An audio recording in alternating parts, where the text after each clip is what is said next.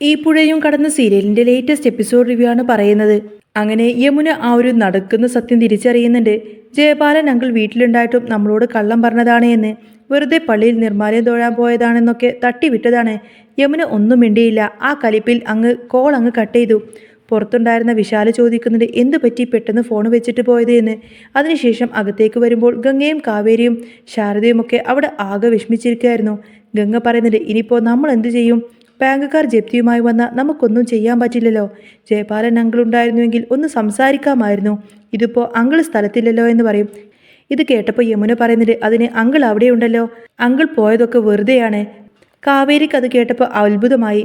അതെങ്ങനെ ചേച്ചിക്കറിയാമെന്ന് അവൾ ചോദിച്ചു. അന്നേരം യമുന പറയുന്നുണ്ട് അത് പിന്നെ ഞാൻ വിശാലിനെ വിളിച്ചിരുന്നു. കോളേജ് 2 ദിവസം കഴിഞ്ഞു തുറക്കുന്നതേയുള്ളൂ എന്ന് പറയാൻ.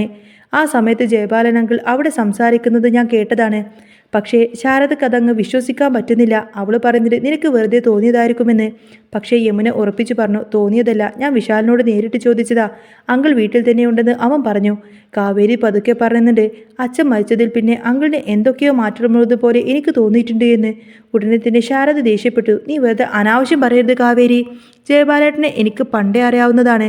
പുള്ളി ഒരിക്കലും അങ്ങനെയൊന്നും ചെയ്യില്ല എന്ന് പറയും. ഗംഗയും പറയുന്നുണ്ട് പക്ഷേ എനിക്ക് അത്ര വിശ്വാസം വരുന്നില്ല. ശാരദ എല്ലാവരെയും ചീത്ത പറഞ്ഞു. വേണ്ടാത്ത ചിന്തകളൊന്നും വേണ്ട, അദ്ദേഹം ആരെയും ചതിക്കില്ല. ആ സമയത്തിന് കാവേരി പഴയൊരു കാര്യം ഓർത്ത് ചോദിച്ചു. ഗംഗേച്ചിയുടെ കല്യാണത്തിന് അച്ഛൻ എങ്ങോട്ടേക്കോ പോയിരുന്നില്ലേ എന്ന്. അതെ, ജയപാലൻ അങ്കിളിനെ കാണാൻ പോവുകയാണെന്ന് പറഞ്ഞു പോയതാണ്. അന്ന് നീ ഡാൻസ് കളിക്കാൻ പോയ നേരം അച്ഛൻ പറഞ്ഞു എനിക്ക് ജയപാലനെ ഒന്ന് കാണണമെന്ന്. അച്ഛൻ തിരിച്ചു വന്നപ്പോൾ മുഖമൊക്കെ മാറി ഒരു വല്ലാത്ത അവസ്ഥയായിരുന്നുവെന്നും അവൾ കൂട്ടിച്ചേർത്തു. ഇതൊക്കെ കേട്ടപ്പോൾ യമുനക്കും തോന്നി എന്തോ ഒരു പ്രശ്നമുണ്ട് എന്ന്. ശാരദ വീണ്ടും അവരെ വഴക്ക് പറഞ്ഞു. നമുക്കൊരു ആശ്രയമുള്ളത് ജയപാലേട്ടനാണ്, ഓരോന്നും പറഞ്ഞുണ്ടാക്കരുത് എന്ന് പറഞ്ഞ് അവരെ പറഞ്ഞയച്ചു. എങ്കിലും കാവേരിയുടെ മനസ്സിൽ ഒരു കല്ലുകടി ബാക്കിയുണ്ടായിരുന്നു. പിറ്റേ ദിവസം രാധമ്മയും ശാരദയും തമ്മിൽ സംസാരിക്കുമ്പോൾ ശാരദാമ്മ കരഞ്ഞു പറഞ്ഞു 4 പെൺകുട്ടികളെയും കൊണ്ട് ഞാൻ ഇനി എങ്ങനെ മുന്നോട്ട് പോകുമെന്ന്. രാധമ്മയും സങ്കടപ്പെട്ടു. എൻ്റെ മോന് പോയതോടെ എനിക്കാരുമില്ലാതായല്ലോ എന്നൊക്കെ പറഞ്ഞു. അപ്പോഴാണ് ഗംഗയും കാവേരിയും പുറത്തേക്ക് പോവാനായി ഇറങ്ങിയത്. രാധമ്മ ചോദിച്ചു അച്ഛൻ മരിച്ചിട്ട് ഒരാഴ്ച പോലും ആകാതെ എങ്ങോട്ടേക്കായി ഇറങ്ങി നടക്കുന്നത് എന്ന്. അന്നേരം കാവേരി ചോദിക്കുന്നുണ്ട് ആൾക്കാരൊക്കെ പേടിച്ചിരുന്നാൽ മതിയോ അമ്മേ, നമുക്ക് ജീവിക്കണ്ടേ, എന്തെങ്കിലും ജോലിക്ക് പോവാതെ ഇനി പറ്റില്ലല്ലോ എന്ന് പറയും. ശാരദ ചോദിക്കുന്നുണ്ട് നിങ്ങൾ എങ്ങോട്ടേക്കായി പോകുന്നത് എന്ന്. ജയപാലൻ അങ്കിളിനെ കണ്ടിട്ട് ബാങ്കിൻ്റെ കാര്യമൊന്ന് സംസാരിക്കണമെന്ന് പറഞ്ഞ് അവരവിടെ നിന്നും പോയി. അവർ പോയി കഴിഞ്ഞ് ശാരദ നിലക്ക് ഒരു ഗ്ലാസ് പാല് കൊടുത്തു. എന്നിട്ട് കുടിക്കാൻ പറഞ്ഞു. പനി കാരണം അവൾക്കൊന്നും തന്നെ കുടിക്കാൻ തോന്നുന്നില്ലായിരുന്നു. രാധമ്മയും നിർബന്ധിച്ച് ആഹാരം കഴിച്ചാൽ നിനക്കിനി എഴുന്നേൽക്കാൻ പറ്റൂ എന്നൊക്കെ പറഞ്ഞു. ആ നേരത്താണ് പുറത്ത് ബാങ്കുകാർ വരുന്നത്. യമുന അവരെ കണ്ടപ്പോൾ വെപ്രാളപ്പെട്ട് അകത്തേക്ക് ഓടി വന്ന് പറഞ്ഞു അമ്മേ, ബാങ്കുകാർ വന്നിട്ടുണ്ട്. അവരെന്തിനാ ഇപ്പോൾ വന്നത് എന്ന് കരുതി ശാരദാമ്മ പുറത്തേക്ക് ചെന്നു.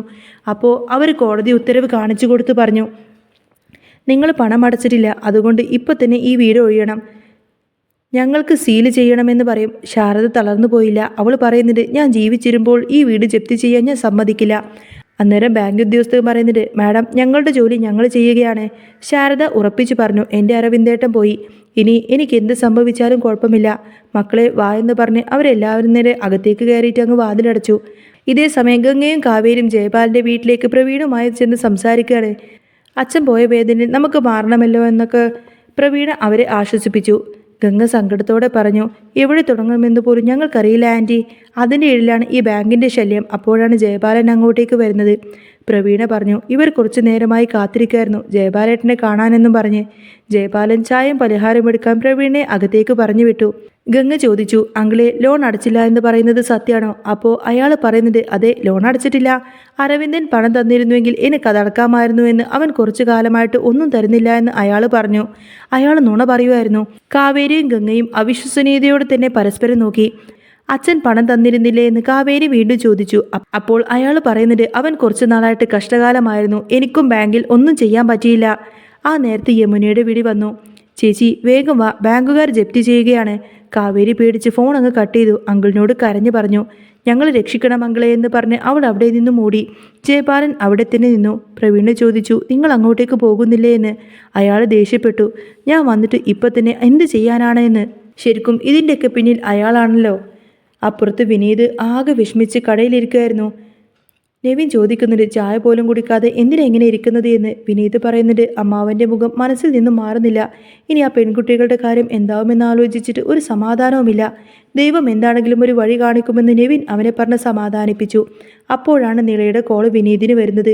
അവൾ കരഞ്ഞുകൊണ്ട് പറഞ്ഞു, വിനീതേട്ടാ വേഗം വാ, ബാങ്കുകാർ ജപ്തി ചെയ്യാൻ വന്നിരിക്കുകയാണ്. വിനീത് പേടിച്ച് നെവിനോട് കാര്യം പറഞ്ഞു. അവൻ വേഗം അങ്ങോട്ടേക്ക് തിരിച്ചു. വീട്ടിൽ ശാരദ വാതിലടച്ചിരിക്കുന്നത് കണ്ടപ്പോൾ ബാങ്കുകാർ പോലീസിനെ വിളിച്ചു. പോലീസ് വന്ന് നോട്ടീസ് കാണിച്ചിട്ടും ശാരദ മാറാനൊന്നും കൂട്ടാക്കിയില്ല. പോലീസ് പറഞ്ഞത് ഇത് മര്യാദകേടാണെന്നാണ്. ശാരദ പറയുന്നുണ്ട് ഇതെൻ്റെ ഭർത്താവ് കഷ്ടപ്പെട്ടുണ്ടാക്കിയ വീടാണ്, ഞാൻ ഇതിൽ നിന്നും ഇറങ്ങിത്തരില്ല. ഉടനെ തന്നെ വനിതാ പോലീസ് വന്ന് ശാരദയെ അവിടെ നിന്നും ബലമായി തന്നെ പിടിച്ചിറക്കാൻ നോക്കി. ആ സമയത്താണ് ഗംഗയും കാവേരിയും അങ്ങോട്ടേക്ക് എത്തുന്നത്. എൻ്റെ അമ്മയെ തൊട്ടു പോവരുത് എന്നൊക്കെ പറഞ്ഞ് കാവേരി ആ ഒരു പോലീസുകാരുടെ കയ്യിലങ്ങ് കയറി പിടിച്ചു. അവളുടെ ആ ഒരു ഭാവമാറ്റം കണ്ട് പോലീസുകാർ വരെ ഒന്ന് ഞെട്ടിപ്പോയി. ഒടുവിൽ അവരെ ആ വീട്ടിൽ നിന്നും ഇറക്കിവിടാണ്. അടച്ചുപൂട്ടിയ ആ വീടിൻ്റെ ഉമ്മറപ്പടിയിൽ ശാരദയും മക്കളും തളർന്നിരുന്നു. പെയ്യാൻ വെമ്പി നിൽക്കുന്ന കാർമേഘങ്ങൾക്കും മീതെ അവരുടെ നെഞ്ചിലെ ആദി പുകയുന്നുണ്ടായിരുന്നു. കാവേരിയുടെ കണ്ണുകളിൽ അപ്പോൾ സങ്കടമായിരുന്നില്ല. ജയപാലൻ അങ്കിളിൻ്റെ ആ ഒരു കപടമുഖം ഓരോന്നോരോന്നായി അഴിഞ്ഞു വീഴുന്ന കാഴ്ചയായിരുന്നു. വിനീതും നെവിനും അങ്ങോട്ടേക്ക് ഓടിയെത്തുമ്പോഴേക്കും കാവേരി ഉറച്ച തീരുമാനമെടുത്തു. വിനീതേട്ട, അച്ഛൻ മരിച്ച അന്ന് രാത്രി ജയപാലൻ അങ്കിളിനെ കാണാൻ പോയപ്പോൾ അച്ഛൻ്റെ കയ്യിൽ ഒരു കറുത്ത ബാഗുണ്ടായിരുന്നു. അത് എവിടെ നിന്ന് ചോദിച്ചു. വിനീത് ആകെ തപ്പി. ഒടുവിൽ വണ്ടിയുടെ ഡെക്കിൽ നിന്നും ആ ഒരു പഴയ ബാഗ് കണ്ടെടുത്തു. അതിനുള്ള രഹസ്യാറയിൽ തിരഞ്ഞ കാവേരിക്ക് കിട്ടിയത് ഏതാനും ബാങ്ക് സ്ലിപ്പുകളും അച്ഛൻ സ്വന്തം കൈപ്പിഴയിൽ എഴുതിയ ഒരു ഡയറി കുറിപ്പുമായിരുന്നു. അത് വായിച്ചതോടെ അവളുടെ ഉള്ളിലെ സംശയം അങ്ങ് സത്യമായി മാറി. അച്ഛൻ ഓരോ മാസവും കൃത്യമായി തന്നെ ലോൺ അടക്കാൻ ജയപാലൻ അങ്കിളിൻ്റെ അക്കൗണ്ടിലേക്ക് പണം അയച്ചിരുന്നു. പക്ഷേ ജയപാലൻ അത് ബാങ്കിലടക്കാതെ സ്വന്തം ബിസിനസ് ആവശ്യങ്ങൾക്കായി മാറ്റിവെച്ചിരിക്കുകയായിരുന്നു.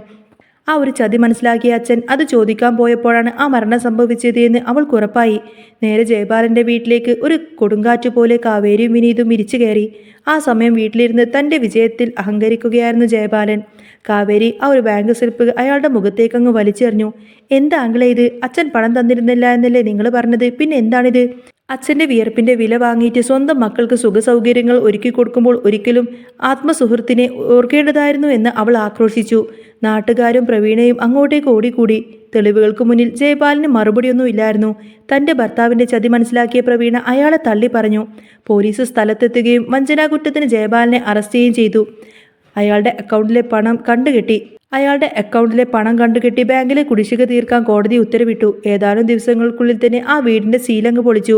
ശാരദയും മക്കളും തങ്ങളുടെ പ്രിയപ്പെട്ട ആ ഒരു വീടിൻ്റെ ഉമ്മറത്തേക്ക് വീണ്ടും കാലെടുത്ത് വെച്ചു.